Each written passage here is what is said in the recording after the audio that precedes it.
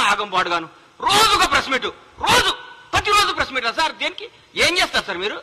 మీరు ప్రగతి భవన్ నుంచి వెళ్ళిపోయిన రోజు నుంచి ఈ రోజు వరకు చూస్తున్నా మీరు ఆ టీఆర్ఎస్ భవన్ లో కూర్చొని ప్రెస్ మీట్లు పెట్టుకోవాల్సిందే. రాబోయే 10 ఏళ్లు, రాబోయే 10 సంవత్సరాలు మీరు టీఆర్ఎస్ భవన్ లో ప్రెస్ మీట్లు పెట్టుకోవాల్సిందే.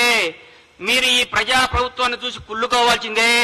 ఈ ప్రజా ప్రభుత్వం గురించి మీరు రోజు బాధపడాల్సిందే. మీరు ఏ విధమైన చేయలేరు.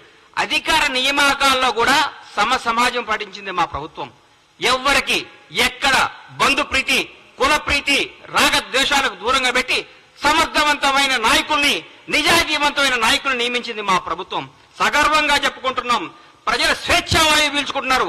అబ్బా ఎంత హాయిగుందరా, బ్యూటీ ఆఫ్ డెమోక్రసీ ఎంత బాగుందిరా, కాంగ్రెస్ ప్రభుత్వం ఎంత పరిపాలిస్తుందిరా, ఇందిరమ్మ రాజ్యం అంటే ఇదే కదా, సోనియమ్మ కన్న కళ్ళు ఇదే కదా, సోనియమ్మ అందుకనే కదా తెలంగాణ రాష్ట్రాన్ని ఇచ్చింది, మన్న పరిపాలించుకోవడానికి కదా తెలంగాణ ఇచ్చింది మాట్లాడుతున్నాం. అంత జనమందరూ చెప్పుకుంటున్నారు సార్. ఈ రోజు మేము ఎవరి దగ్గర బానిసత్వంగా ఉండలేదు.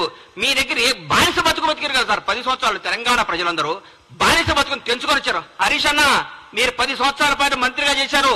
దయచేసి ఆత్మసాక్షిగా గుండె మీద చేసుకొని చెప్పండి. మీరు నిజం చెప్పండి. ప్రభుత్వం రేవంత్ రెడ్డి గారు అద్భుతంగా చేస్తున్నారా, చేయట్లేదా, పరిపాలన బాగుందా లేదా, మీరు మనస్సాక్షి మీరు క్వశ్చన్ చేసుకొని మీరు మాట్లాడండి.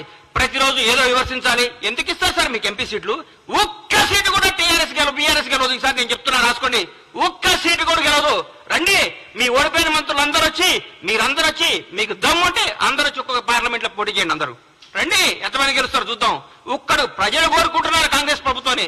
ఈ రోజు ఢిల్లీలో ప్రతిపక్షంలో ఉన్నాం, రేపు అధికార పక్షంలోకి రాబోతున్నాం. ఢిల్లీలో కూడా మేము ఏం చేస్తారు సార్? మీరు టీఆర్ఎస్ ఎంపీలు గెలిచి ఏం చేస్తారు సార్? అక్కడ ఏం చేస్తారు సార్? ఈ 10 ఏళ్ళు ఎందుకు పోలేదు సార్? ఈ 10 ఏళ్ళు హైదరాబాద్ ఢిల్లీ ఫ్లైట్లు బందైనాయా? ఈ 10 సంవత్సరాలు హైదరాబాద్ ఢిల్లీ ఫ్లైట్లు లేవా? ట్రాన్స్పోర్ట్ అయినా ఆగిపోయిందా? ఈ 30 రోజు నుంచి ట్రాన్స్పోర్ట్ వచ్చిందా? మీ ముఖ్యమంత్రి గారు ఎన్నిసార్లు కలిచారు సార్? రాష్ట్రపతి వస్తే, ప్రధానమంత్రి వస్తేనే స్వాగతం పలకటానికి కూడా వెళ్ళని ముఖ్యమంత్రి గారు సార్ మీది. అది మీది. మా ముఖ్యమంత్రి గారు, మాజీ రాష్ట్రపతి గారు వస్తే పోయి పలకరించి నమస్కారం పెట్టి ఆయన సంస్కారం చాటుకున్న గొప్ప నేత రేవంత్ రెడ్డి గారు. రేవంత్ రెడ్డి గారు యువకుడు, ఉత్సాహవంతుడు, ప్రజల కోసమే, ప్రజా శ్రేయస్సు కోసమే, ప్రజల భాగవతుల కోసమే, తెలంగాణ ప్రజల కోసం పోరాడుతున్న వ్యక్తి ముఖ్యమంత్రి గారు. ఆయనను పట్టుకొని ఆయన పిసిసి అధ్యక్షుడిగా ఉన్నప్పుడు ఏం చేశారు, పిసిసి అది లేనప్పుడు ఏం చేశారు? విమర్శిస్తారు సార్, విమర్శిస్తారు. ప్రజలు ఒప్పుకున్నారు. మా కార్యకర్తలందరూ మా ఇంటనే ఉన్నారన్నారు హరీష్ అన్న. 10 సంవత్సరాల ప్రతిపక్షంలో ఉన్నా గానీ కాంగ్రెస్ కార్యకర్తలందరూ కాంగ్రెస్ లో ఉంటారు. ఈ రోజు ఏ పార్టీ కార్యకర్తలు అధికారం ఉన్నా లేకపోయినా ఒక కార్యకర్తలు అంటూ ఉంటారు. బీజేపీ కార్యకర్తలు బీజేపీతో ఉంటారు, సిపిఎం వాళ్ళు సిపిఎంతో ఉంటారు, సిపిఐ వాళ్ళు సిపిఐతో ఉంటారు. ఏ పార్టీ కార్యకర్తలు ఆ పార్టీతో ఉంటారు. కార్యకర్తలు ఎక్కడికి పోరు. కానీ జనం మాత్రం ఈ రోజు కాంగ్రెస్ పార్టీ వెనకాల ఉన్నారు. కాంగ్రెస్ పార్టీ అభివృద్ధి వైపు ఉన్నారు. కాంగ్రెస్ పార్టీ మంచి పరిపాలన కోసం ఉన్నారు. కాంగ్రెస్ పార్టీ చేస్తున్న అభివృద్ధి వైపు ఉన్నారు. దయచేసి ఇకనైనా ఆలోచించుకోండి. కొంతకాలం మీ మానసిక స్థితిని మీ తప్పులు ముందు రెక్టిఫై చేసుకోండి. అప్పుడే 30 రోజులు తట్టుగా ఇవాళ చెప్తున్నా, రాష్ట్రానికి 2వ ముఖ్యమంత్రి రేవంత్ రెడ్డి గారు రాబోయే ఎన్ని తరాలు ఉంటారో, ఎన్ని రోజులు ఆయన పేరు గుర్తుంటుందో మీరు గుర్తుపెట్టుకోండి. నేను చెప్తున్నా, కాంగ్రెస్ ప్రభుత్వం ఈ రోజు అందరికీ అందుబాటులో ఉంది. డైరెక్ట్ సెక్రటరీకి వెళ్ళిపోతున్నారు సార్. ఎవరు పడ్డా ఏ సమస్య ఉన్నా సెక్రటరీకి పోతున్నారు. ఏ సమస్య ఉన్నా ఒక మంత్రి గారిని కేక్ వాక్తో కలుస్తున్నారు. ఏ సమస్య ఉన్నా ముఖ్యమంత్రి గారి దగ్గర పోతున్నారు. ఇంతకంటే ఏం కావాలి సార్? సెక్రటరీకి ఎవరైనా వచ్చారా సార్? మీరు కట్టిన ఈ ప్రగతి సెక్రటరీకి ఎవరైనా ఒక్కరు రాగలిగారా సార్? గేట్ల కాడ బంద్ చేపిస్తారు మీరు, గేట్ల కాడ మూపే చేస్తారు మీరు. మీరు ఏందో మాట్లాడదు. ఎందుకు సార్ మీరు ఎందుకు మీరు ఇంత టెన్షన్ పడుతున్నారు? ఎందుకు? మరీ ముఖ్యంగా హరీష్ రావు గారు, కేటీఆర్ గారు అయితే వాయమ్మనే వాయం ఆగం చేస్తున్నారు సార్. పెండ బిసినట్టు పిలుస్తున్నారు. ఎందుకు సార్? ఆగండి, కొద్దిగా ఆగండి సార్. పిసుకండి కొంతకాలం. మిమ్మల్ని మీరు చెక్ చేసుకోండి, మిమ్మల్ని మీరు చేసుకోండి. జనం మోసపోయారా? ఎందుకు పోతారు సార్? జనం చాలా విజ్ఞతతో ఉంటారు సార్. మీ అందరికంటే మనందరికంటే జనం చాలా తెలివిగలవాళ్ళు. చాలా గొప్ప నిర్ణయాలు తీసుకున్నారు. ఈ రోజు వాళ్ళకి అవసరం, రాష్ట్రానికి అవసరం కాబట్టి కాంగ్రెస్ పార్టీ ఘన విజయం సాధించింది. రాష్ట్ర ప్రజలందరూ కోరుకుంటున్నారు కాబట్టి కాంగ్రెస్ పార్టీ అద్భుతంగా పరిపాలిస్తుంది.